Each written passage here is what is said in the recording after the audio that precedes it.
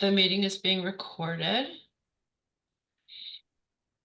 We begin these meetings with public comment, and we invite anyone who has anything that they would like to bring up that is not already an item already related to an item already on the agenda. We would be happy to hear that. And if you do want to speak up, please tell us your name and where you live. And if you just raise your hand, that would be great. And I don't see any hands. So we will move along. The next item on the agenda is the chair's report, and we're going to bypass that tonight because we have a lot to talk about on the agenda. And the next item is the pre-approval of minutes, and we do not have any minutes tonight. So I think with that, we will move right into the public hearing.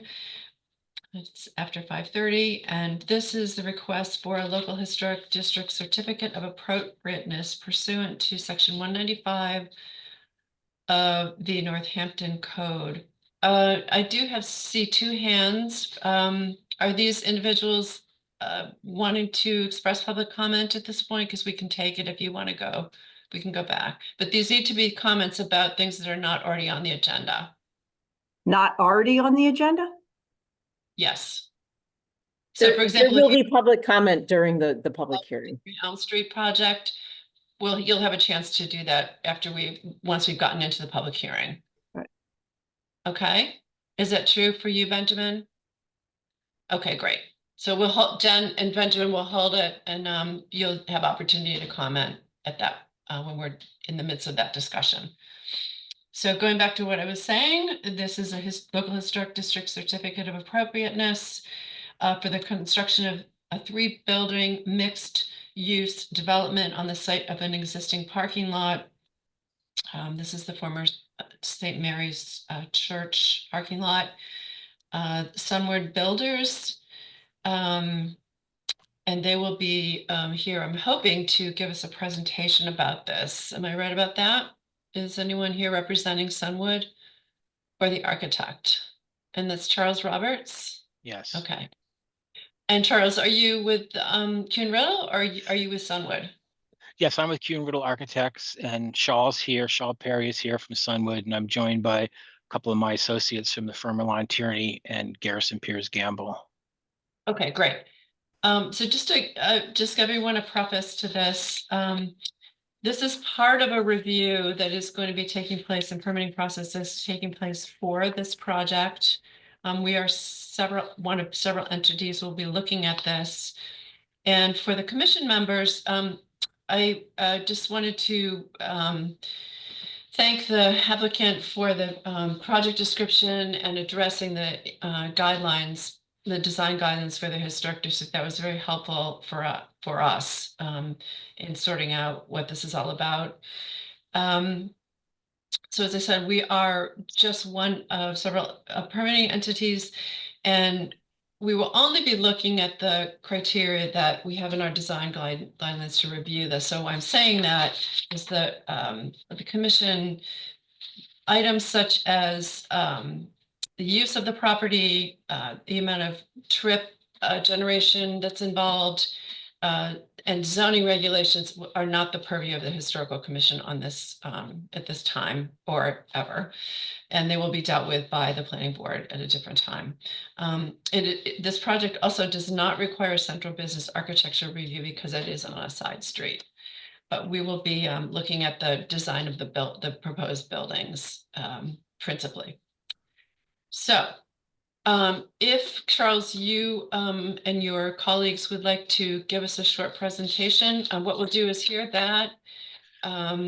We will also have an opportunity for each of the commission members to ask questions and then also hear from the public as to any comments they have about the project so far. And then we will confer and decide what direction we want to take this. So you have the floor. Great. Thank you. Thank you. Thank you very much, Sarah.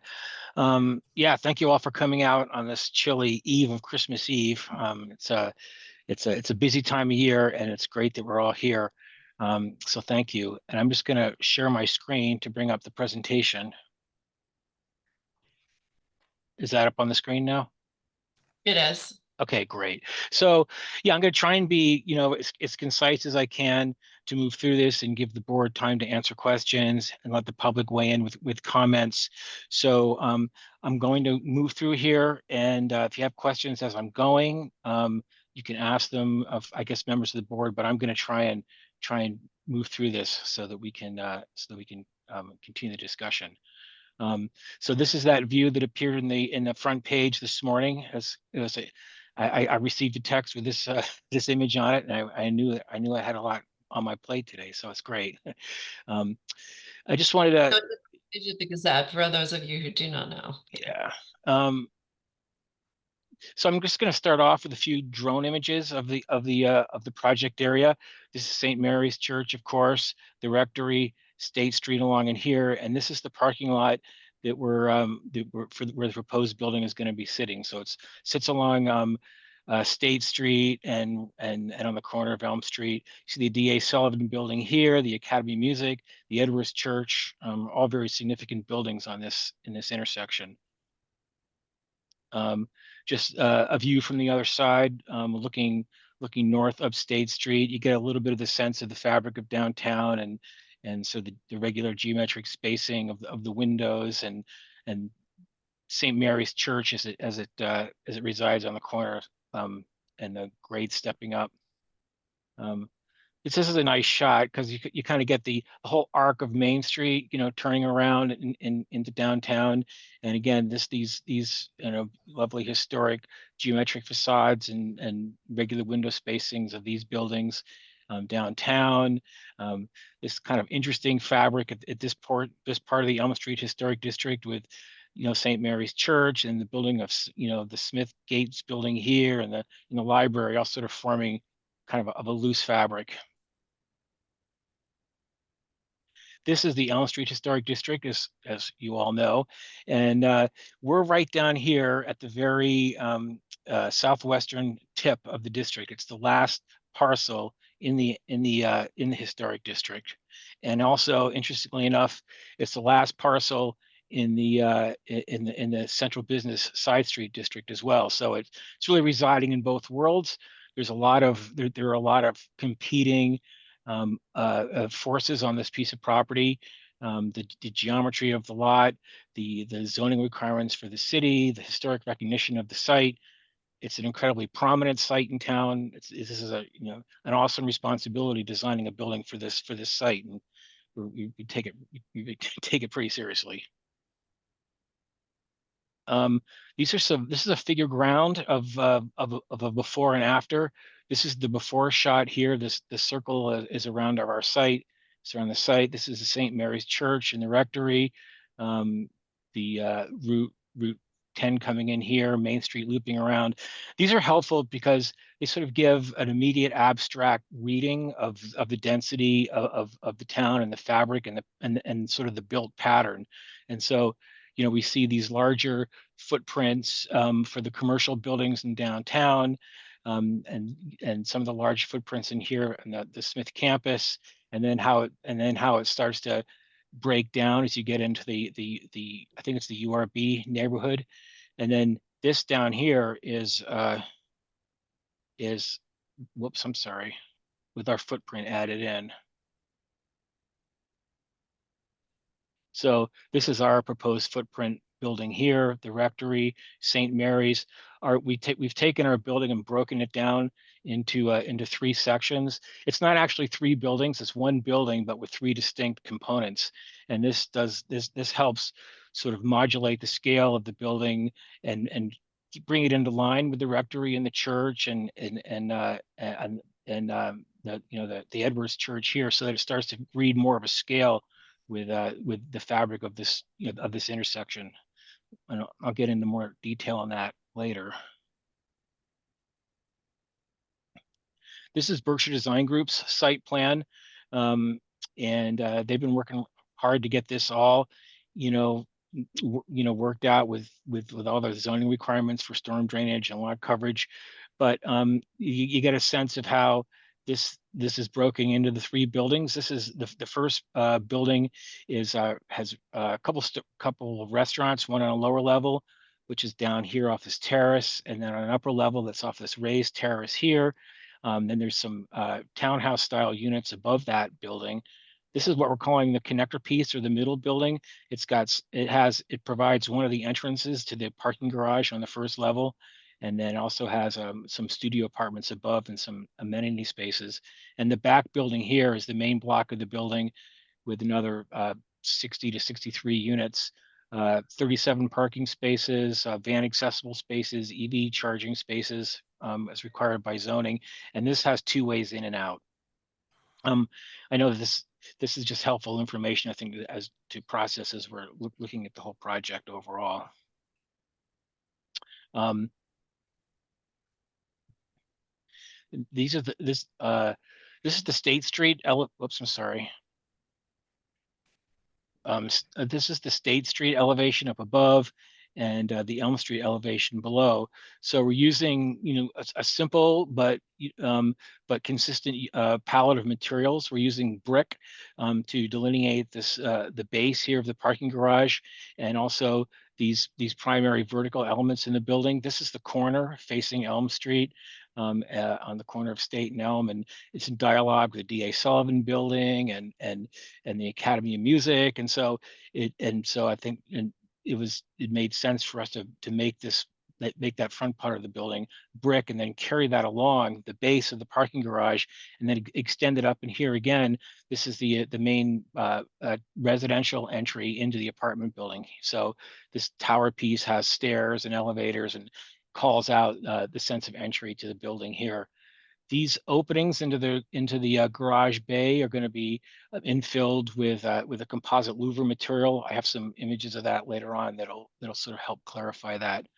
So the palette of materials again are brick and precast lintels at the base, fiber cement and composite siding and trim. And then this upper level here is a light colored metal to help the building sort of dissolve into the sky. And it's set back. This upper level of the building also is set back 10 feet from the property line, which is something that zoning dictates. This elevation is the Elm Street elevation. It's foreshortened because you're seeing it all flattened out. But this is the one block here that's facing the street. And I have some 3D images that help clarify that. But here we're sort of bringing in again the rhythm of the tall, narrow openings in the brick, similar to what we've seen in the downtown buildings, and then accenting the corner here. We have a 3D image of that, which kind of shows how we're calling out that corner because it is open on two sides, and we wanted to sort of recognize that architecturally. This is the pocket park. One thing I didn't really talk about, actually, I should go back quickly. Well, maybe I'll come back to it. This is the west and south elevations. These are the two elevations that are, if there is a back to the building, this is the back, and this is the north elevation with the entrance and exit into the garage. And we're carrying the brick around here to this utilitarian side of the building. But as on the back side of the building, which is facing the church and not really visible to the public, we're eliminating the brick and detailing the building with just the fiber cement and the metal siding, and this regular fenestration pattern, which we see elsewhere in the building.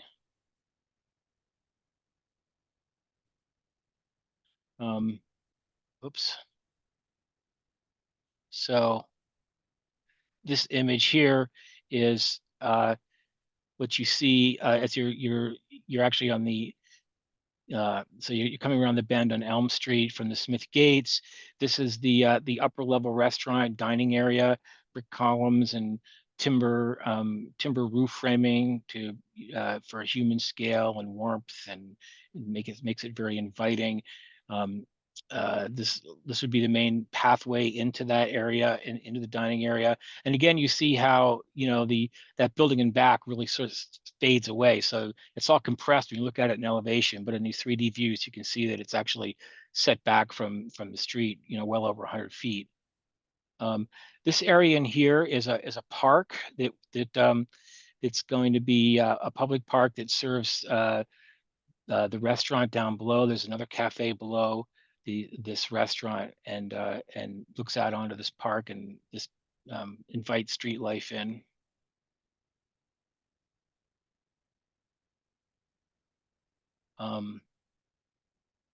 Yeah, this is a good view of that as well. Let me just zoom in on this if I can.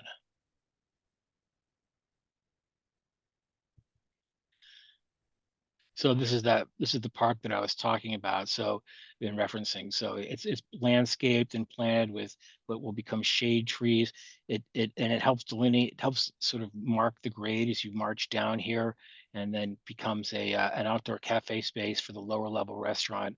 This is the upper level restaurant here, and the townhouse units up above. Another thing that's interesting about this view, I think, is that Elm Street really, it steps up as you're rounding this corner, and the St. Mary's Church is 30 feet higher, at the front door than it is than the street level down here at State Street. So as you're coming up and around and climbing up the hill, the fact that the church is 30 feet higher than this helps modulate the scale of this building, and it doesn't have as much of an impact on the scale of the church or the Elm Street historic district. It's really more about the scale and edge of downtown central business district, I think, in a lot of ways, and what's happening on State Street. And you also get a really nice view down State Street. This would be the view as you're coming in from East Hampton, and you get the really nicely defined street edge. You read the rhythm of the windows and fenestration, sort of marching down with a kind of dynamic flow. It's because building shapes and sizes change, and functionality within the spaces change.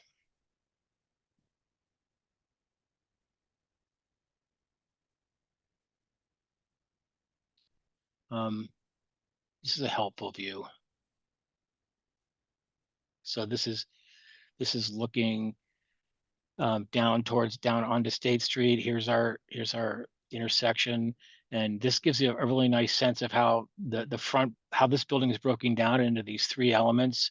And this front building, it really is about the scale of, more about the scale of the D.A. Sullivan Building, the Academy of Music, the Edwards Church, the downtown buildings themselves, and even the rectory as it's tucked back in here, and St. Mary's Church, and this building over in here. So I think it's helpful in terms of understanding the forms and what they're trying to do in terms of solving the program for a parking garage, and the number of units we're getting in this building, and creating a commercial space, and knitting it all together into a form that works urbanistically. This is a view looking down State Street to the D.A. Sullivan in the background. So creates a very strong but defined and architecturally interesting edge, and inviting. These are those louvers that look into the parking garage, sort of working on the rhythm of these projecting bays and the downspouts, all creating a street rhythm that's inviting and not overly imposing. And there's one more view of that. This was something we came up with just to help bring home the fact that this is not a hard edge. It's kind of like a living edge. There's a landscape planters along these bays that are helping with stormwater drainage, and you get a sense of the transparency between the street edge and what's going on inside the garage.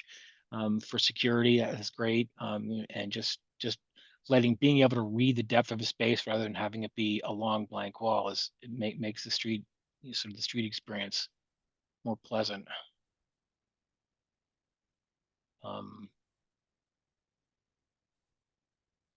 Yeah, and so that's the basic, that's the presentation. I just wanted to, if I could, just leave you with this is from the Elm Street Historic Guidelines, and what we were thinking about as we were designing this building, and how how to tie together the needs of the historic district with the central business district and the zoning and so from the guidelines, it says, while an historic district conveys a certain sense of time and place associated with its history, it's also dynamic with alterations to existing structures and construction of new buildings occurring over time. When designing a district, the goal is not to freeze it in time, but to assure that when new building does occur, it's in a manner that reflects an understanding of and compatibility with the existing character of their neighborhood. In practice, one should be able to read the evolution of the district, discerning the apparent age of buildings by their style and construction methodology. And so we've worked to design this building and site with this idea in mind, balancing the needs of new construction, new building techniques with a respect for the past through our use of brick and precast elements along Elm Street and the parking garage, recognizing their durability and historic precedent those materials have in older buildings in the district. Fenestration is designed with regular proportion and scale and spacing, in keeping with the formality typical of many of the historic buildings in the Elm Street Historic District. Siding materials are used in ways that help modulate the building scale and reinforce the window spacing. This project preserves the rectory and St. Mary's Church while developing a vacant blighted lot in the heart of downtown, bringing 71 new units, homes right into downtown, introducing foot traffic, downtown shoppers, restaurant patrons, and adding significantly to the city's tax base. So I will turn it over to the board and public comment. Thank you.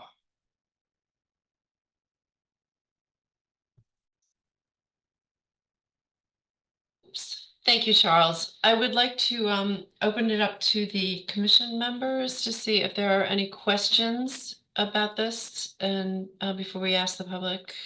And I'll go around, make the rounds with everybody.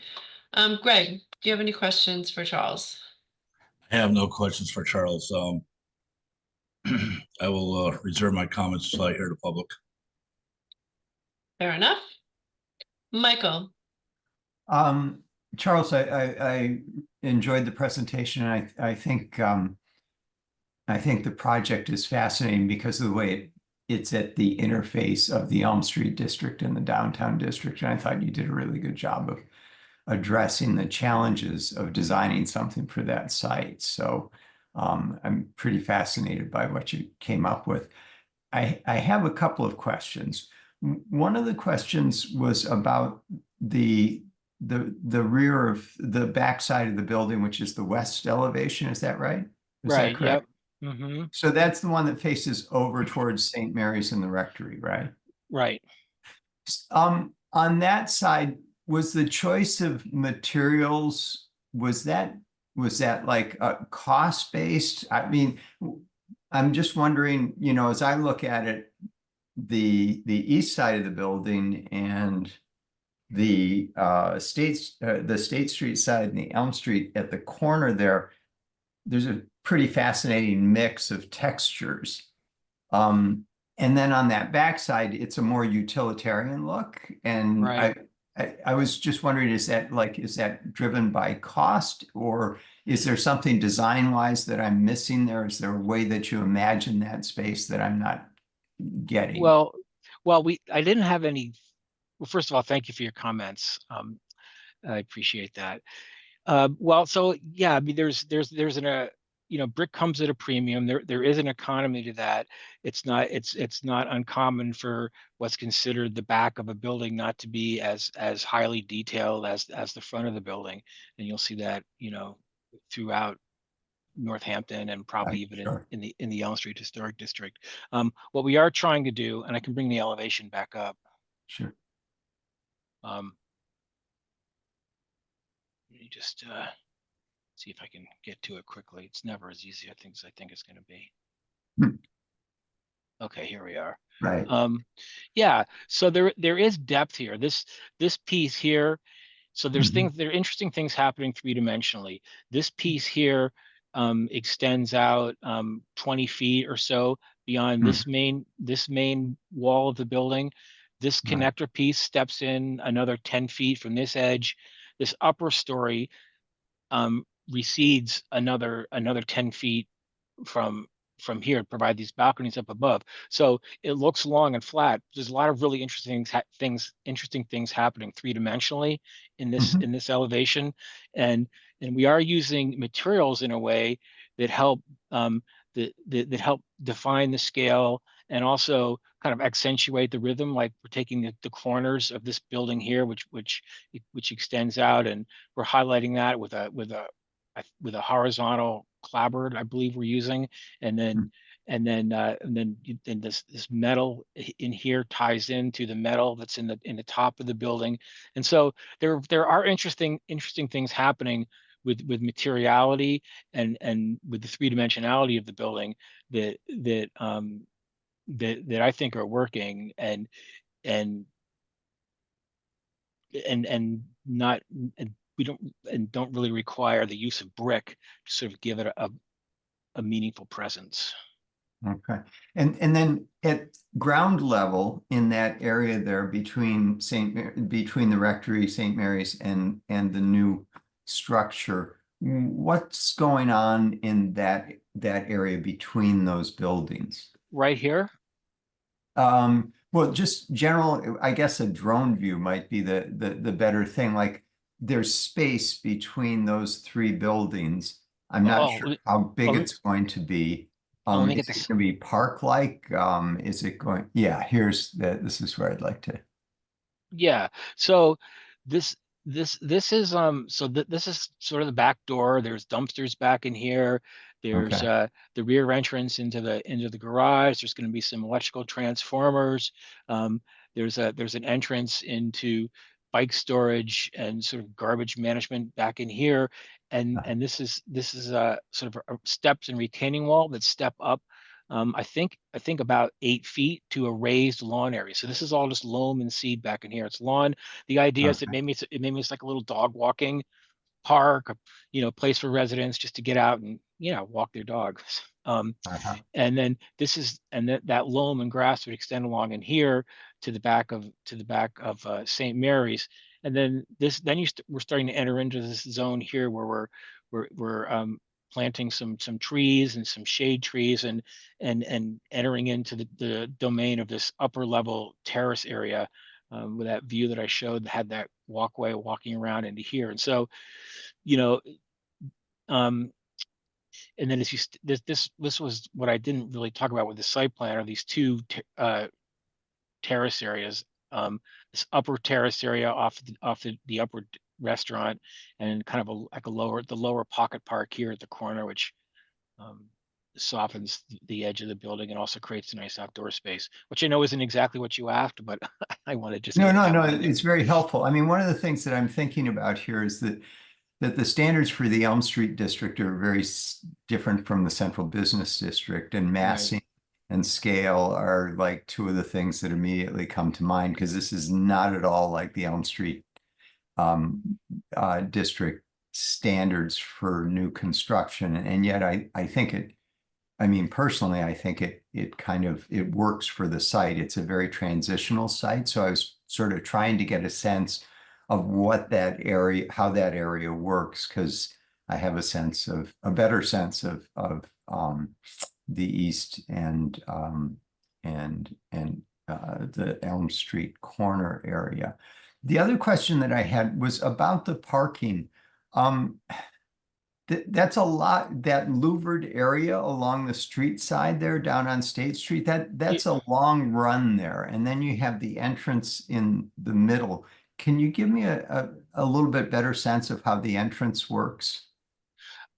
Sure. Because it's the only thing that really breaks up that very long run of parking Yeah. garage. Let me just I brought floor plans along just in case I would need them. So maybe this would be helpful for this. Um, let me see if I can blow this up.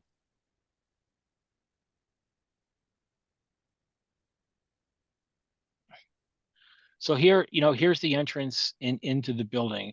This is no, I'm in the wrong level. Sorry. Here we go. Yeah, so here's the entry into the buildings. There's a recessed portal here that brings you into a lobby, mailboxes, elevator, and stair. And Hmm. and so what's happening with this with this is we have this lower level parking garage, and we have to have, we have parking on, it's a double loaded parking aisle, and then we have to have, 24 feet clear through the center of this parking garage. And that drives all of this kind of entry and stair program, to the front of the building. And that's why we see that tower form going all the way up, the full 5 stories of the building. And then, and that's right on the street edge. And so what we're doing to try and call out that entrance and to soften it a little bit from the street is with a canopy and introducing some wood material into this area. I'm gonna see if I can bring up that rendering here. Let's see.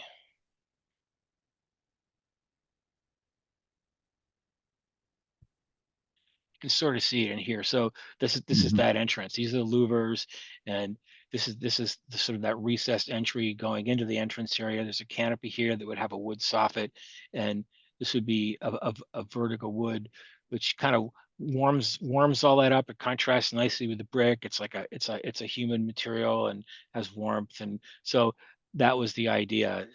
It's a minimalist entry, but at the same time, we feel it's inviting, and calls people in who either live there or know somebody there, or who are visiting. Okay. And then my last question, I don't mean to go on too long. My last question is just, can you give me an idea of the number of units we're talking about when we're done with this, the number of residential units, when we're done with this building, the rectory, and St. Mary's? What is that roughly going to be as far as the number of residences? Is there a Okay, well, there's 71 units in this building. I'll let Schultz talk to how many units are in the rectory. I'm not sure about that, and I'm also not sure about I think the plans for the church itself are still sort of in process. Are there 4 units in that rectory building, Shaw?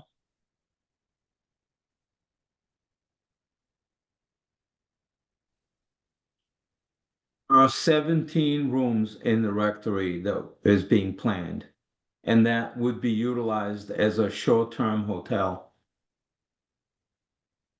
So, does it conflict, a positive one, I should say, between the two buildings, where this is rental on a yearly basis, where the rectory space would be used for overnight, short-term space?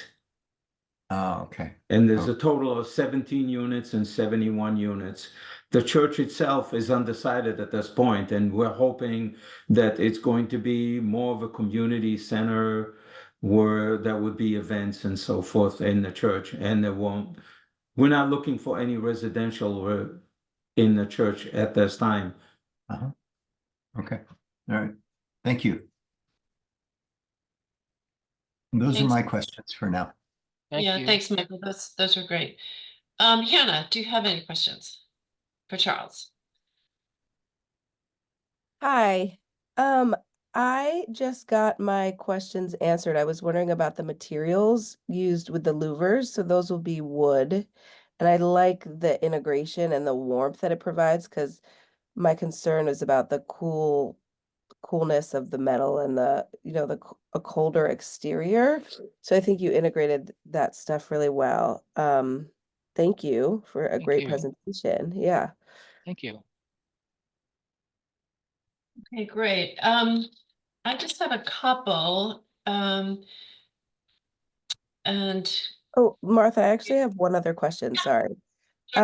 Sorry to interrupt you. yeah, I noticed that in the design, there's a sign that has the address of the building, or is that up for debate, or just sort of in a mock-up, or is there gonna be other business signage incorporated in the building, especially on the restaurant side? that would be seen from the Elm Street side? Yeah, that's a good question. Let me get the elevation out here.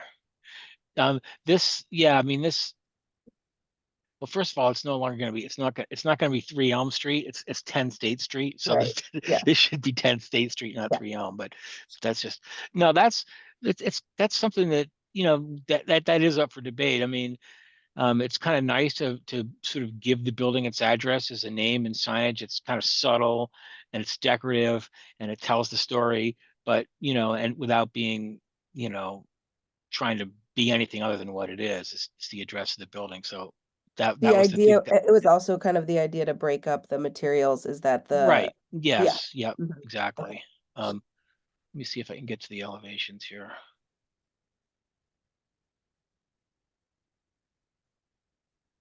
Okay. So there is proposed signage here for the cafe, which is going to be here along this whole lower level of the building. And then, Charles, you're not, you need to share your screen to talk um, about this. oh, okay. Whoops. Share it because you're not sharing anymore. I'm going to reshare. Okay. It's okay. Thanks, Sarah. Yeah. It's So, Martha, actually. oh, That's okay. Martha. Thanks, Martha. No worries. Yeah, so the idea is that there's some signage here for the cafe, which is in this portion of the building. We haven't necessarily thought about signage for the restaurant or the or the either the upper or lower restaurant. So if you have any suggestions, we'd love to entertain them. And just so the commission is clear, any signage, whether proposed now or at some point in the future, would be under the jurisdiction of the local historic district. So that's something that the commission would want to look at. Okay. Great. Yeah, so maybe there's some simple, signage here for this restaurant, and maybe there's something up in here for this, the upper restaurant. I mean, like I said, we just haven't quite gotten to that point yet, And but then we're happy to come back. those big windows that we see from that vantage point, those 3 windows on the far left, is that looking into a hallway space, N- or what n- is that? No, that's a unit. And then the ones on the right too, like the bigger. Yeah, yeah. So Okay. those are in the main living space of those units, and then this looks into the restaurant. Okay, so it's likely that, how big is that? How big are those as windows? 5 by 7, something like Okay. that. Okay. Right. All right, thanks. Sure. Anything else? No more questions, Hannah? Okay, great. I just have a few other questions for you, and then we can entertain questions from the public. I think it would be helpful, Charles, if we could have a view of this from Elm Street. I'm talking about a view of it from Elm Street, say from not the Fine Arts Center, but as you're walking up the Elm Street sidewalk on the opposite side of the street. I mean, because I think a lot of people will be viewing this, especially if you're coming by foot or by car, from the west on Elm, or the north, as you might say. So looking directly at the back of the building, just so we can see how the rectory building and the church are silhouetted against that, just to assess the massing of it, the scale. Okay. All right. I'm I don't know trying if to. it's something, it's probably easy for you to do that. And if you can, that's We'd have to get the right shot. So let me just make right. sure I understand what you're suggesting here. I'm going to put the site plan up again. Yeah, that would be helpful. Thank you.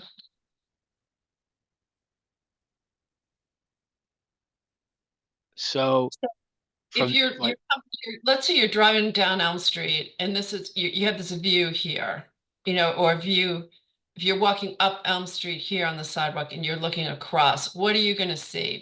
How much of this building are you going to see in the distance behind the church, behind the church, and behind the rectory, how does that going to stack up against those historic buildings? So do you mean like a view? Let me see if I can, see if I can get my, I mean, your views are sort of on the left-hand side of this image. They're taken of the building. so do you mean like here?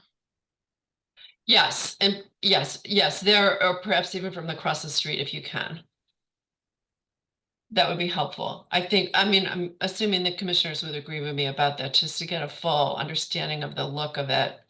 Yes. From, Yeah, it's gonna be hard to do that. We can certainly give it a shot. Uh, I'm not sure how much we're gonna see. But we can give it a try. I think that, if this is like, a cone of vision's like, 60 degrees. So if it was something like, oops, okay, well, okay, so how about on the other side of Elm then, from what you have here? If, or from a car, like a car driving down Elm. I'm just trying to get my, Yeah, if it was something like that. yeah, I think from there, because again, it's the silhouette of the two historic buildings up against the back of this building. I think it's going to be important will be important to us in making a decision. Mhm. And you don't do that now. You need to I continue. can't, it takes a Yeah, I day or didn't so think so. to Yeah, I do know. that. To Um, regenerate. Yes, I get it. yeah, yeah. I mean, well, these are Photoshop sort of exercises where we have a model and we re-render the Mhm. model and then we stitch it in with the Photoshop and do a photograph. And so it's, it's a little bit of it's an art form. It The process. takes a Yes. bit. Yeah. Okay. But I Um, think that's really important, Sarah. And it's sort of what I was trying to get at of like, what does the backside of the building look like and how does it Yeah. fit into that area? Like that space is really important to us for what we do. Yeah. Um, The so, relationship to the other Yeah. buildings, it's hard to get a sense right now. yeah. Yeah, Okay. definitely. And again, there's also views, from the campus, like you're going to be, the Smith College campus is up high here. And the building will be visible from that, but at least a view from, somewhere around Elm Street, looking at the back of this would be really helpful. Yeah. I mean, this could be a helpful view for sure. I can see it being, Okay. you're sort of getting a shot down sort of the alley between the church and the rectory. You'll get a shot of how this building is poking out behind the rectory and the relative heights of those things. Correct. Yeah. Yeah. Yes. Also, if you could just keep the drawings up here, I wanted to have you scroll to one of the other drawings. You're building these terraces outside that face Elm Street that hold the dining areas. One, the cafe, which is lower, and then the upper one is the restaurant terrace, correct? Right. Correct. So what I'm seeing in these images is like a concrete retaining wall, like a poured concrete retaining wall. Yeah. That's going to be Um, stone or Okay. brick. Okay, that's going to be really important because Yeah. it's No. even though it's integral to the building, obviously, but that's what, people along Elm Street are going to see. If you're in a car, Yeah. how far are you off the ground? And especially the upper one, that wall is pretty high. Yeah. No. So you don't want to have, all I'm saying is you don't want to have a concrete, monolith there. There needs to be some texture to it and some detail given to that. Yeah. Given thought, Absolutely. given to the detail of that. Uh, And it looked like from the existing conditions plan, I guess your site plan, that there were quite a few trees growing on this. Are you taking a lot out? How many trees are you taking out? Well, let me see. May I go to that drone view and get a sense? Yeah, that would be helpful.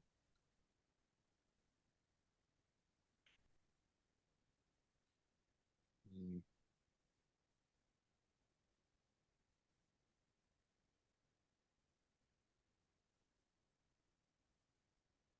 I think it's this That cluster of clump, trees right here. Is that right, okay. Shaw? Yes, the two trees there. Right. And what we're replacing those with a number of trees along the edge, and also a new tree back in here as well. So we recognize that. Okay.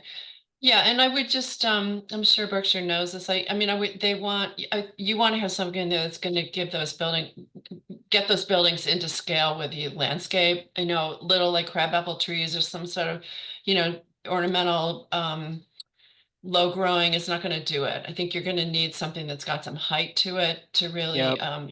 make it feel like this building is grounded here. So Right. that's just another recommendation. Um, Um, we did receive a couple of letters, one from a former commissioner, and there was some concern that he was raised about just the experience of walking down State Street and, what the feeling is walking along the parking garage. I think some people expressed concern that that was a little too harsh. And then another person wrote in and asked about the setback. Did that need to be so close to State Street?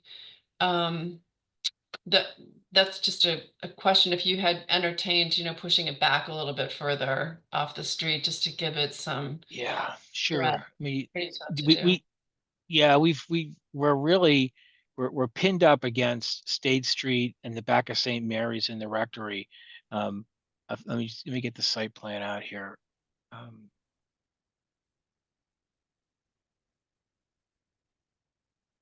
um, Yeah, I see that. so Okay. there's nowhere to go, Mhm. unfortunately. Yeah, So right. so the zoning requirements for the side street central business district are anywhere between 0 and 10 feet. So I think we're like 1 or 2 feet off the property line in Right. general, Okay. just enough to Okay. get our foundations in. Okay. Thank you so much for answering this. And there's just one more question for you as a designer.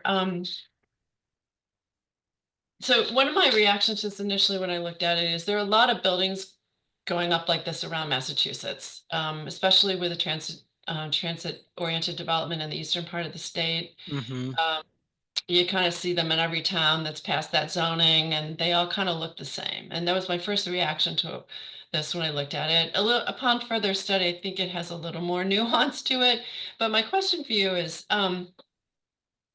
if you could do whatever you want here as a designer, would you design this building, or would you try something a little more, um, I don't know, um, Provocative. yeah, a little Yeah. daring, little daring. Well, And I would say that it's an important site. And I think there's an opportunity to here to really do something that's memorable in the city and memorable in our district. And as you probably know, there was a hotel here at one time because it faced the mhm. canal. So that's my question to you. And Yeah, well, it's a good question, and we think about it all the time when we're designing. Is how far do you go with a project? And in terms of going for something that's more modern or more contemporary, or pushing design boundaries that way, and uh, it between the historic downtown and the historic, the Elm Street Historic District. I mean, to shoehorn in, um, a provocative modern building would I think you'd run into um, more resistance than you are with this. I think in a certain way, even though I can appreciate the the the thought behind doing something like that, and sometimes that's my first reaction is do something, you know very provocative and modern, and um but this just seemed like the appropriate response for this site and its adjacencies, and sort of the historic downtown. okay, thank you. Okay, unless the commissioners have other questions, we do have a number of people joining us. And I want to give the public an opportunity to ask questions and comment, because of course we do consider that in our decisions. And we did have Jen and Benjamin who had raised their hands earlier in the meeting, so I'd like to call on them first. And Benjamin, you're up first. Please, again, tell us who you are and where you live. Sure. So yeah, my name is Benjamin Spencer. I live on Rust Avenue here in Northampton, which puts me just a block away from a very recent Sunwood Builders project where the former Metrics Auto used to be. And that was an exciting project to see happen. And this also was a very exciting project to see happen. I really am impressed and excited about what this project will bring to that end of downtown, and I like the way so much of the building appears. I really think that it's clearly a lot of thought has gone into it. I was someone who had written one of the letters to the group that expressed some concern about the pedestrian experience on the sidewalk, walking along the building, along the garage. And I'm sure there's a lot of reasons why we ended up with that design. And I don't like showing up to these meetings and playing architect. But while I have an audience, I mean, the only thing that I would suggest would be if there was some way to, intersperse, maybe a couple other retail. I mean, if you took out 2 parking spaces and put in a restaurant or retail, and then there was a block where it was parking, and then another block. I don't know how all that works as far as the structure of the building goes, but some way to sort of help make the pedestrian experience a little more interesting. But that is the only criticism I would have. I really appreciate the investment that your business is making in our community, and I congratulate you. So that's all I'd like to say. Thank you, Benjamin. We have Jen. Thanks a lot. My name's Jen Werner, and I'm a Northampton resident. I live close to downtown. And I read the newspaper article today, and according to that, the Historic Commission has some interest or concern or I don't know what the word for it is, connection to trees. And from the artist rendering, I can see that there's a proposed little park lit on the one side, but it appears that the structure is abut with the sidewalk with little no practical room for trees, much as like what has happened in the center of Florence. This area of town is designated as a heat island, which is on maps that I could get some resources to provide you with. And currently the city's tree planting program is working really hard within the 1/4-mile radius of downtown, which is a heat island, to find places to plant trees to reduce the heat island effect. And I'm not clear, but it may also be a environmental justice area. I'm not quite sure about that because the puzzle pieces are often a little odd. I'm definitely pro infill and pro dense development. However, many of the city sustainability projects, like on paper, there's some trees, but there's not adequate rooting volume provided for large trees. And there is green technology available, structural soil, that kind of stuff. That I've seen other projects, particularly on Pleasant Street, that there's just not enough room for these trees ever to grow to their intentional size. So I would encourage all commissions in the city to include trees as a viable asset and an important mitigator of the effects of climate change. People will not walk or ride bikes on a 100-degree+ day without shade or the overall cooling effect of trees, not just to even mention other benefits trees do. And I just really would like people to do their due diligence. You can draw those trees on paper, but is there really the rooting volume? And there's a simple calculation for rooting volume according to size of tree, diameter, breast heights of trees at the Urban Horticulture Institute website. That's part of Cornell University. And again, I'd be happy to give anybody information about that.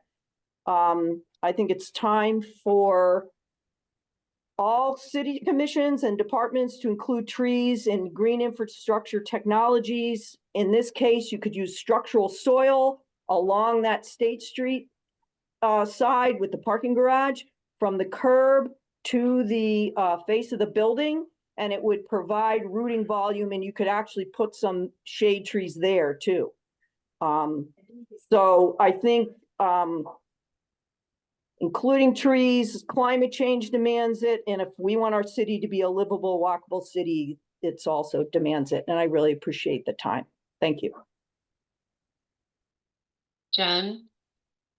Are there any others in attendance who would like to offer their comments or ask some questions?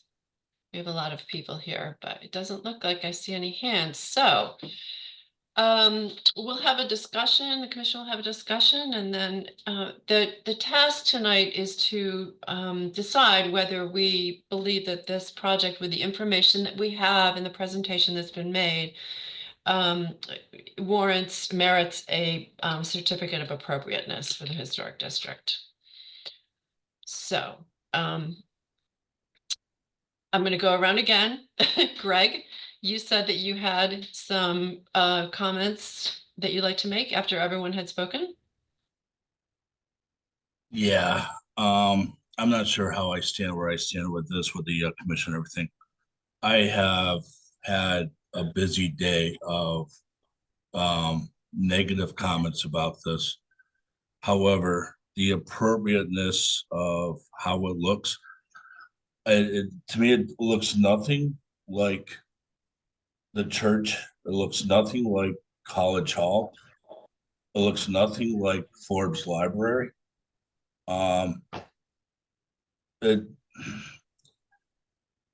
For lack of a better word, for everybody here, it just looks like an ugly thing in a wrong place and much too big.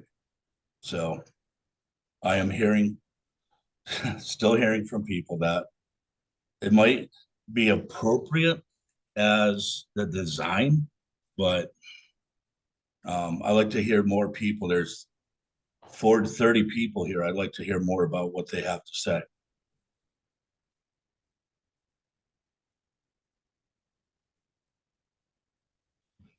Thank you, Martha. You're on. Thanks, Greg, so much. Again, I just want to remind everyone we are looking at this in the context of the guidelines that were created for the design standards, I should say, that were created for the Elm Street Historic District, that include the items that Charles prepared in his report: site consideration, scale, massing, proportion, height, roof shape, fenestration, materials, and details and character. And it's So- also tough being a brand new people with a commission here that's here today without brand new people. So I kind of wish some of the others on this commission that are still part of this group were here today. Okay, well, that's something to consider. We do not have to make a decision about this tonight. So if people feel like we need more information, you would like others on the commission to weigh in, we can, move a decision to our next meeting, which should be in January. But I'd like to hear from the other commissioners first. Michael. Well, I think, Ben and Jen's comments were really interesting to me, and I thought they were important. And I think we've kind of zeroed in on two things that are directly relevant to the standards by which the Historical Commission should make a decision. And I think one of them is the view from Elm Street that Martha raised, and then the question of the State Street side, and the State Street side is kind of problematic because, you want in-building and you want parking. And I think part of the reason I was zeroing in on the entrance was because I had a similar sort of experience of thinking about, if I'm walking along the street on State Street, what have I got here is a long row of louvers and nothing else.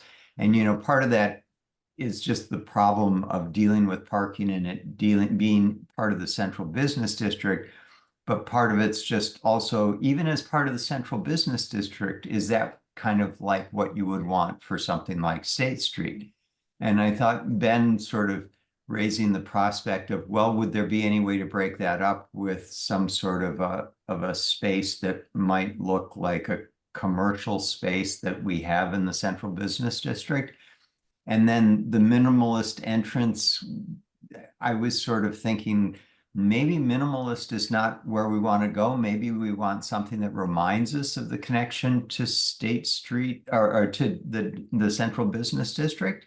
So in a way, the State Street side is kind of problematic because it neither looks like at the ground level, if somebody's walking along as a pedestrian, which is what Jen and Ben were referring to. And I think it, you know, what has sort of caught my eye and Hannah's eye as well as what's the experience of that at street level walking along?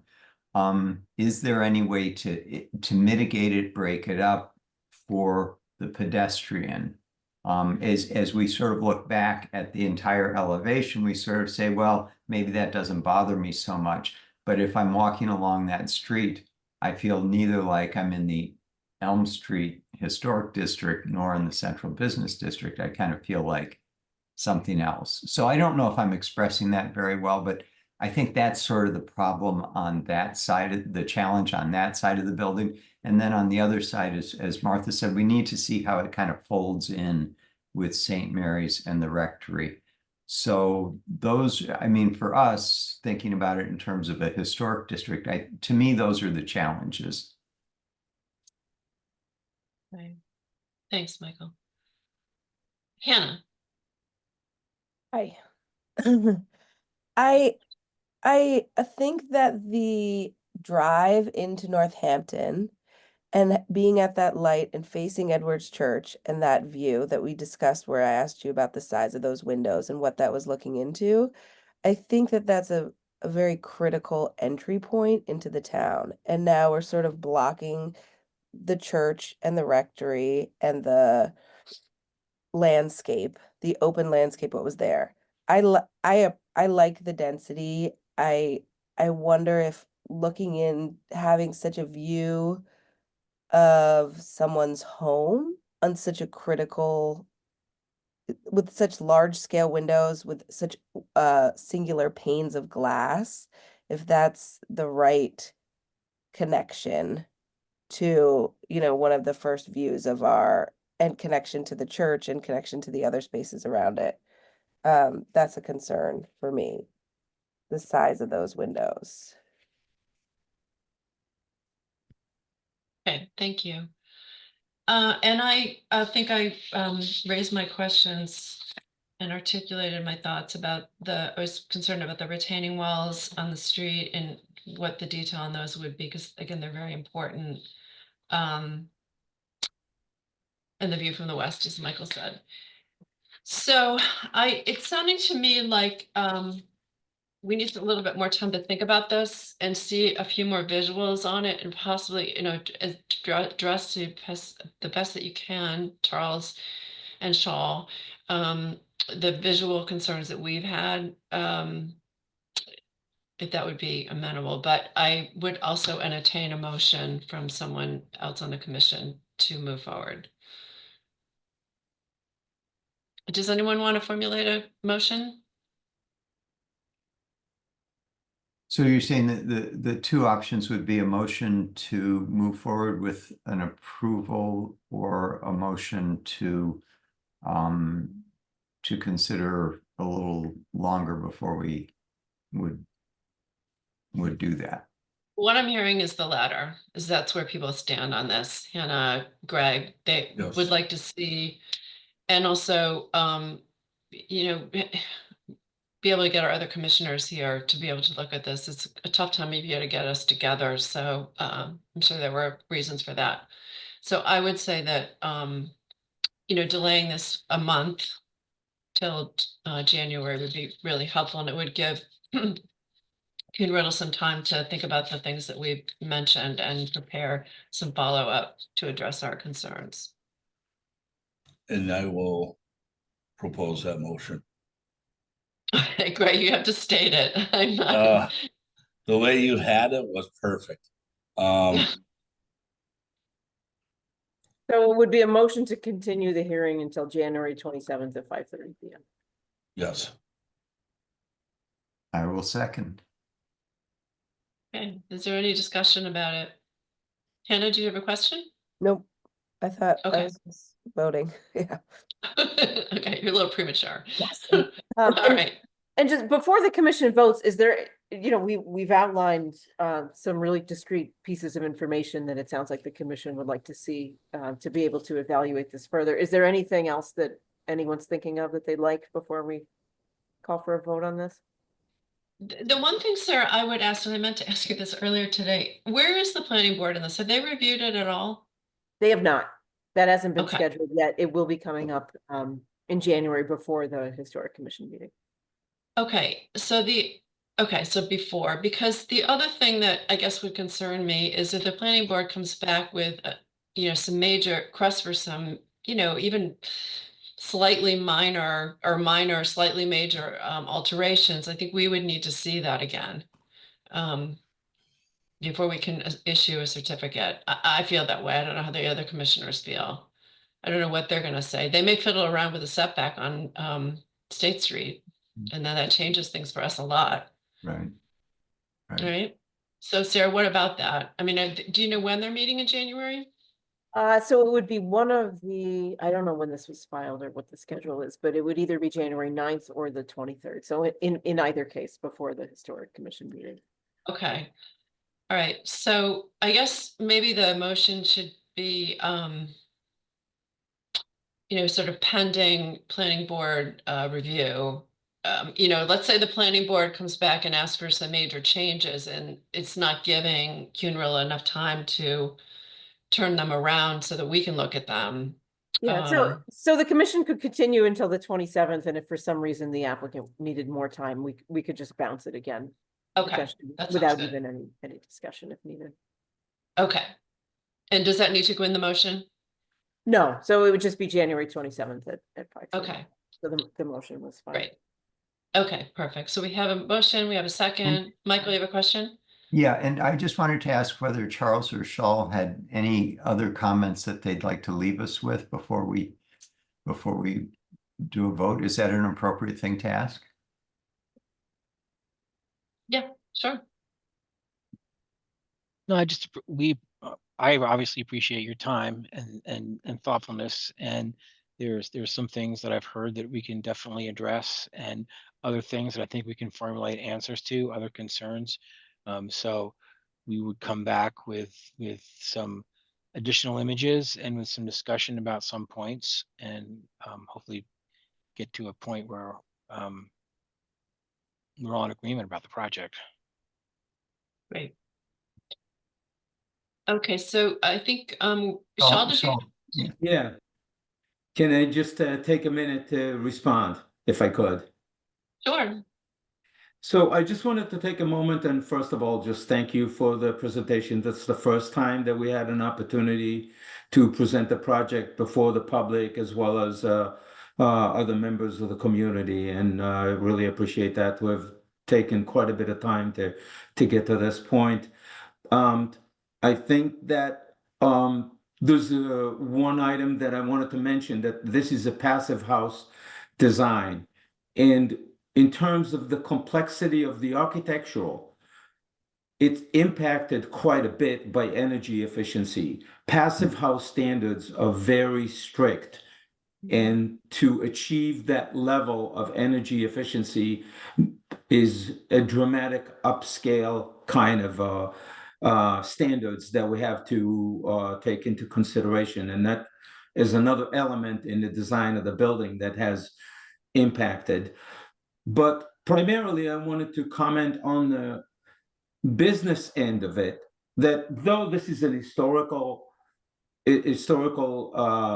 commission meeting today, it does reflects on the business side of creating housing and opportunities in downtown. And to that extent, there is a really difficult balance for us to achieve between all the things that we would love to have and the other things that, what is the impact financially to put this whole package together to make it viable so we could bring more people in at some sort of a reasonable level of rent. So there is, as a developer, I have to constantly have the balance of how to make it actually live and work and succeed. Okay. Yeah, Sean, thank you for that. And we really appreciate it. And I think we all, I think I can speak for everyone to say that we are so appreciative of the effort that you're putting into this property. It has been derelict for so long, and it is I think we'd sort of lost hope for it. At least I've been in the commission a long time, and we've sort of lost hope for it. So it's so encouraging to see so much thought and energy and resources, frankly, going into this. And we really want to try to make it work for you. So we'll, consider all points of view, and I think we'll come to a good, resolution. So thank you, both of you. Yes. Thank you. Okay, Sarah, we need to take a vote. Did someone have something else they wanted to say? Oh, Greg? No? Yes? Okay. Sarah, then I think we need to take a vote. All right, so roll call on a motion to continue. Michael, Yes. Hannah, Yes. Greg, yes. and Martha? Yes, Unanimous, thank you. great. Okay, thank you all. Thank you. So we are getting close to the end of our time slot here, and I think the next item on the agenda is probably the most important. This is the issue with the 60 Laurel Park building that was demolished without a permit. And I think the owner of this is concerned that he needs to find a way to move forward. I think all of you received the letter that Mr. Ferber had sent to us to describe the process that he had gone through to purchase this property, and then also to get on board with building a replacement. His notion was to have it demolished according to the rules and regulations of the city and the state, and build a new property on it, new house on it. Our purview in this is to look at what was not done and not done in the demolition of this building. We are not commenting on what is going to be or is planned to replace this building, but it's focused on the fact that this building came down without a permit, and that automatically triggers a 2-year demolition delay. And the question is, do we want to lift that based on the letter that Mr. Ferber sent and hardship? So I'm assuming all of you have seen the letter and have read it. Am I right about that? Mm-hmm. Okay. Martha, I would just add for some additional context that it wasn't just just to make it clear for everyone else who's here, that so this building was demolished, not just in absence of the demolition review, but in absence of permits required by state building code. So our demolition ordinance in Northampton provides an automatic 2-year stoppage on any new building permits following a situation where a building is demolished without any of the required permitting.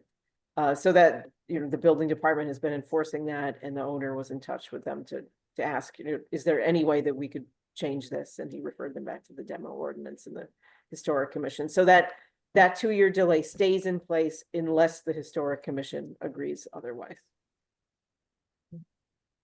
Thank you. Okay. Is the owner of this property here? Is that you, Mr. Ferber? I see Independent Works. Yes. Yeah, Yes. I'm sorry that Independent Works is not my name. It's Robert Ferber. I would change it, but I can't figure out how to do it. But I will yes, change it. I can change it for you. I'm here and Would you like to, okay, would you like to just speak on behalf of the project? I really don't have anything to add beyond the letter that I sent to you all.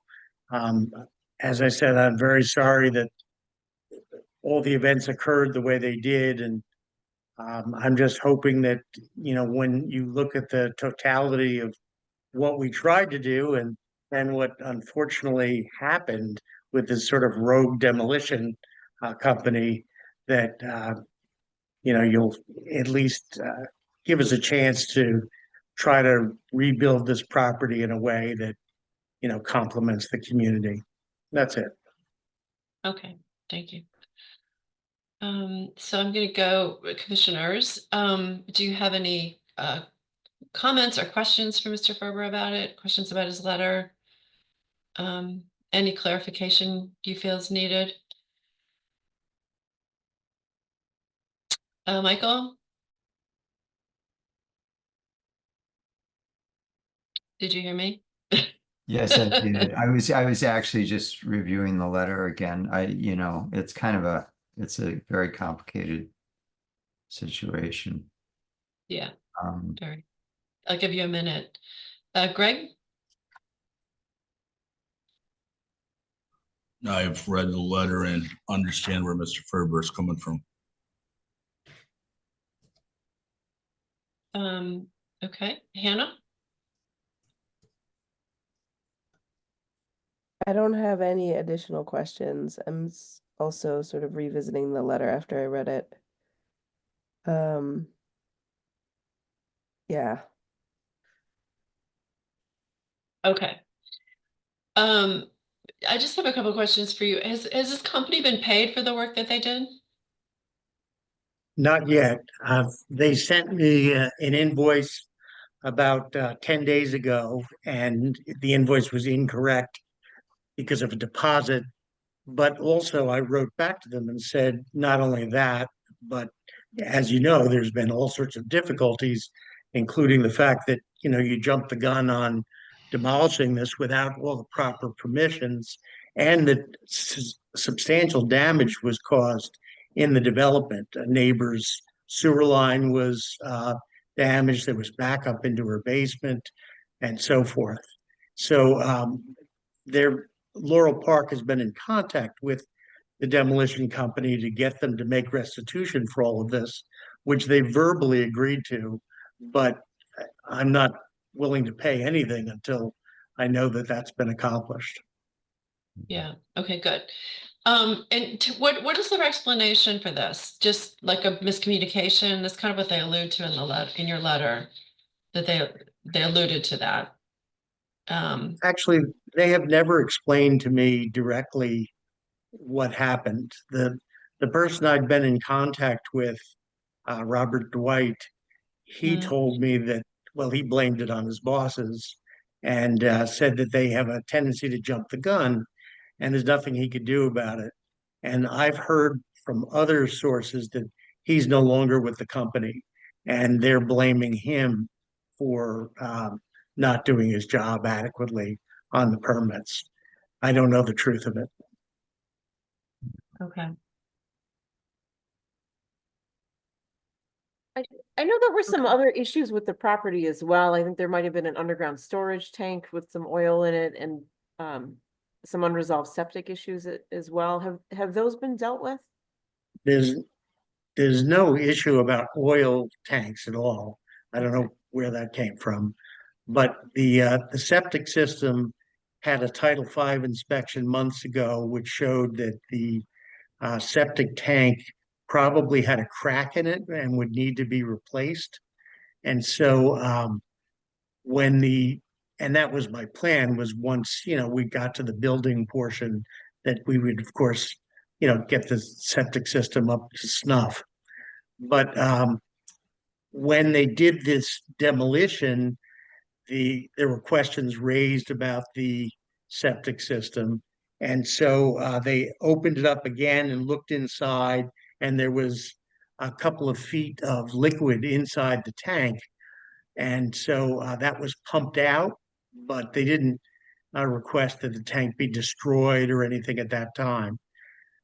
it was strange that there was liquid in there because the house had been unoccupied for a couple of years. So I presume that with the crack, this must be infiltration from the water table. I don't really know.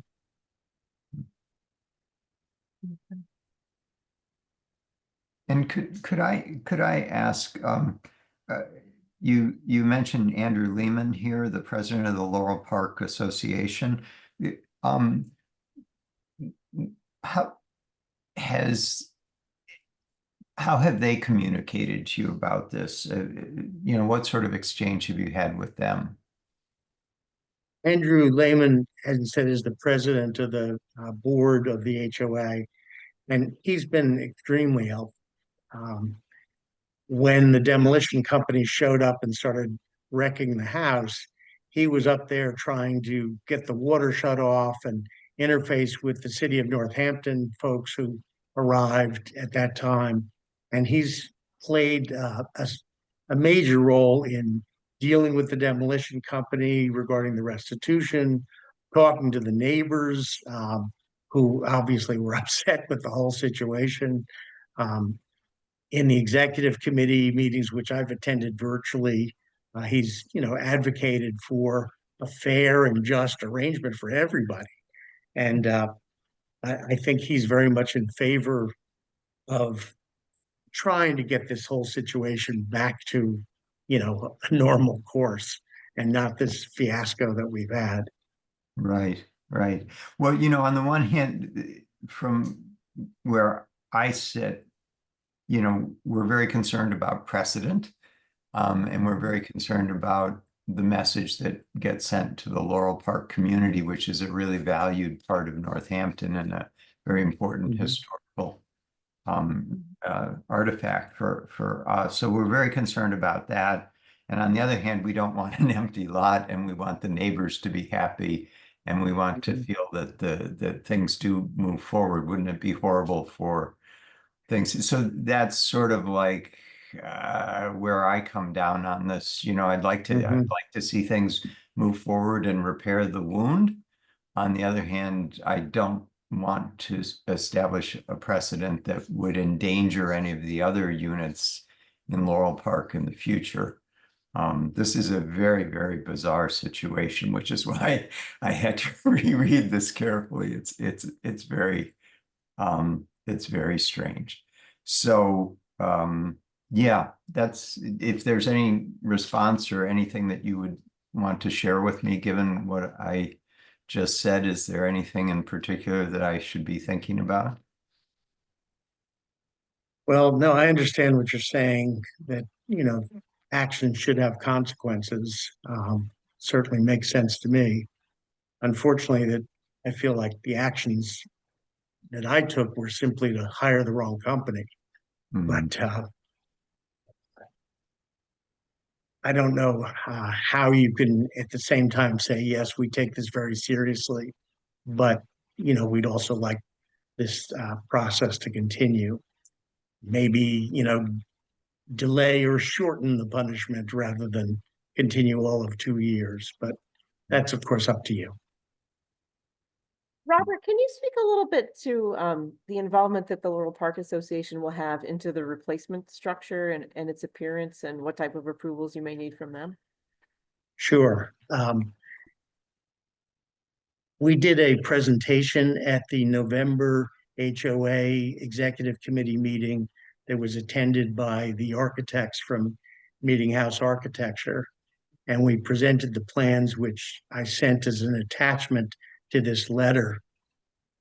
And the executive committee was favorable to the plans. They thought that it fit in with their overall rules, which is very strict about fitting into the footprint of the prior existing structure. And they liked the overall design as, sort of replicating what was there previously. They did, however, have major concerns about the septic, which you probably know is, well, it's been described as a spaghetti system out there with numerous lines and fields and sort of overlapping and so forth. So they wanted to be assured that any approved building plan for the future certainly took extra care that the any approved septic system would not impinge or cause any further damage to anyone else's system. Okay. And the timeline for construction for this Well, new it's house? it's completely up in the air. Our hope was that with the if, for example, this situation hadn't occurred, that construction would occur in 2025, and my sister would be able to move in by next fall. That would be the Mhm. idea.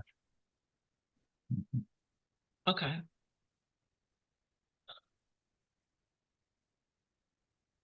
But anybody have any other thoughts about this? You know, I tend to agree with Michael that I don't want to set a precedent. Lower Park has had is quite a threatened resource at this point. We've had some other buildings come down there. And it does have a very, very important history in Northampton, in the overall story of Northampton, and we don't want to lose all of that. It's a very, important site. So I guess, I think, again, we don't want to leave an open lot. We'd like to get this addressed as soon as possible. I would encourage you to try to resolve this with the demolition people before you do much building of a new building, just because I think once the building's built and your sisters move in, it probably will get forgotten. And that's not a good thing. But that's up to you. So does anyone have any, does anyone want to formulate do we have to vote on this, Sarah? We do, don't we? Yes. You do, yes. If, Okay. you could take no action, in which case the 2-year delay would stand as is. If you want to take any other action besides that 2-year delay, that would require a motion to vote. Okay.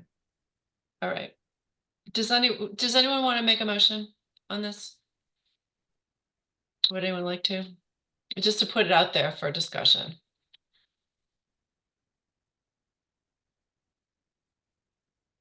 Yeah, I'll make a motion that we lift the 2-year delay and allow this family to move forward. Okay.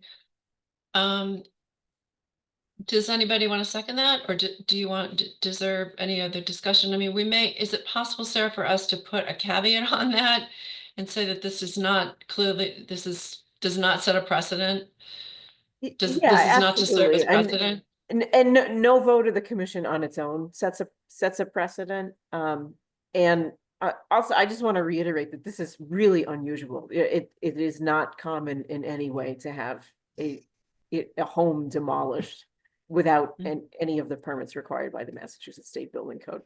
There have been a couple, sort of Sheds. slip ups and miscommunications where someone thought they had a permit based on, a permit that they got for an outbuilding or vice versa. But this is the only instance where I can recall that where a dwelling was demolished without a building permit.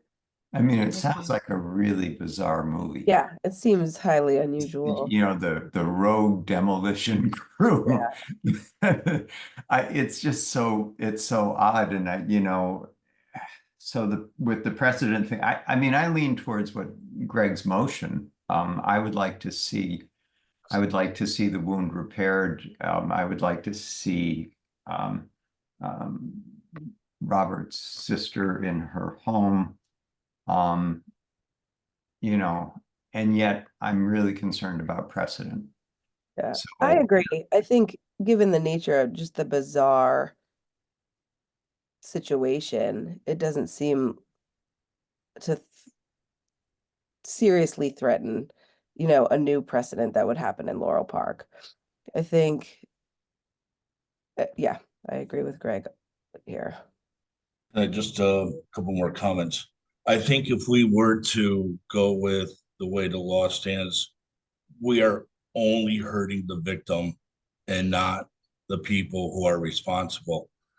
And it's wintertime. If you do a delay to keep a delay in the books and, something like a couple of months where they're not going to be able to do anything until springtime, so if you want to keep that to go from a 2-year delay to absolutely none, although I believe that this warrants that, I do stick with the motion that I put forth. Okay, and the fact is, so it was torn down in October, right? So in some ways, am I right about that? You heard on 29th, Mr. Farber, that it was taken down, that we don't know when it was taken up. That's right. It was the last days of October. Okay, so we're now in the end of December. So so in effect, we are, as Greg is saying, there has been a delay put on it, a 6-month delay, just because of the whole holdup. But I guess I would go back to saying what Greg's motion was, to support that with the caveat that we won't be doing this again, or however you want to say it. It's not going to happen again. Yeah. Okay. Well, I would second that motion as it stands. Yeah. I I certainly hope there aren't any more road crews out there for crying out loud. Well, you wonder like how much work these guys do up here. I don't know. They're in Westfield, right? I don't know. Yeah, they Sarah, were have you ever had any experience with them, or Hannah or Greg? Have you ever dealt with them before? WMDC I've seen building. them. Okay. Mr. Mass demolition. Okay. All right. Unless there's more discussion, I think we should vote on this motion. So roll call vote, Michael, Yes. Hannah, Yes. Greg, Yes. and Martha? Yes. Okay. Thank you all very much. I really, Oh, you're welcome. And we'll look forward Yeah. to seeing the new structure. We can't comment on what's going to go in when there's a demolition done, but I think Right. that the house was done, the design was very tasteful. So it's the right Well, size. if all goes well, you won't hear anything but positive comments from Laurel Park from this point on. Oh, good. I Okay. certainly pray that that's true. Yeah. Good Okay. Well, luck good with luck. it. Good luck. Thank you Good very luck. much. Good luck. Yeah. Okay, so it's after 7, and I think we need to end and get on with the holidays, but I just wanted to quickly just bring us up to date on what's going on with the National Register inventory stuff. Michael, you had sent an email out yesterday or maybe today, I don't remember, about these. So first of all, so I'm responding to you now. So first of all, the Florence Abolition and Reform District, we did communicate with Steve about the map. I think after Hannah, you had come, and Michael and myself and Barbara Blumenthal was there to look at what was possible. We came up with a draft. Steve commented on the draft. He showed it to Neil Larson, the consultant, who asked us to make a couple changes, very small. And my understanding is that Neil has agreed to communicate with MHC to present this to MHC, which I think is sort of a positive sign that he's going to go through with it. He may go through with his commitment to finishing this nomination. He really needs to do that.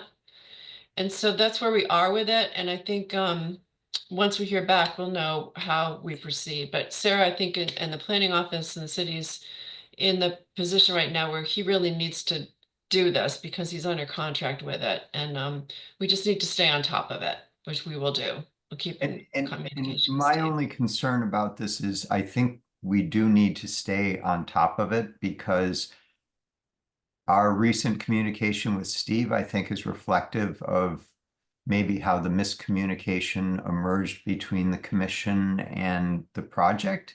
And Neil got caught in the middle. And that's something I'm very concerned about because Ben Haley's a very smart guy. I don't find him difficult to deal with in that conversation that I had with him.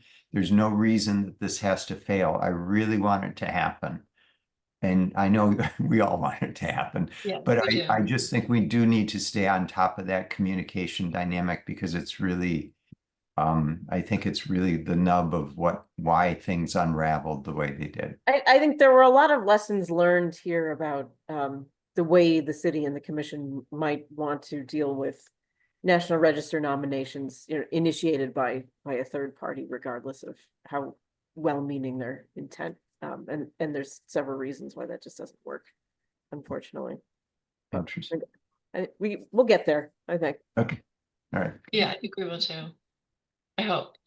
And then regarding Laurel Park, Michael, you had asked about that. We're thinking at this point that it may be behoove us to apply for some funds through this Community Preservation Act to hire a consultant to do this. I know you had suggested the student, getting a Mhm. student involved. It's Right. also a possibility too. Those applications aren't due until the spring or probably January, right, Sarah? January, Yeah. February. Yeah. And we did apply for Mass Historic funding through their survey and planning grant funds, but we did not make it past their initial one pager, and we're not invited to apply, unfortunately. And there's some benefits to that. It's a little bit easier not to have Mass Historic money involved, if it's something that makes sense to the CPA. I mean, what the commission just discussed and what happened at Laurel Park with demolition of this structure, I think really underscores how at risk Laurel Park is, and there's a lot of things that are unique about it. And its uniqueness in many ways contributes to how threatened it is. We've lost 5 structures at Laurel Park in the last 10 years, and that's a pretty significant number. So I think that's something that it would make sense to move ahead with and reach out to Laurel Park and hopefully get their concurrence on that. So Michael, I know you're interested in being involved in all of that. And I know that if you see a specific role for yourself, certainly put it forward and see if, Sarah and her crew can be helped by that. Right. Whatever Right. would Well, work. it's harder for me to imagine than maybe for Sarah to imagine. So maybe Sarah and I could have a conversation about that. But yeah, I'm happy to help out. I'm really interested in the historic district nominations, and I think we have a lot of potential for doing some interesting things in that regard. So yeah, let's Yeah. talk. Great. Good. Okay, I think the only other thing we had was the letter regarding the canal, the Hampshire and Hampton Canal, which we can put off to the next meeting. I think that's fine.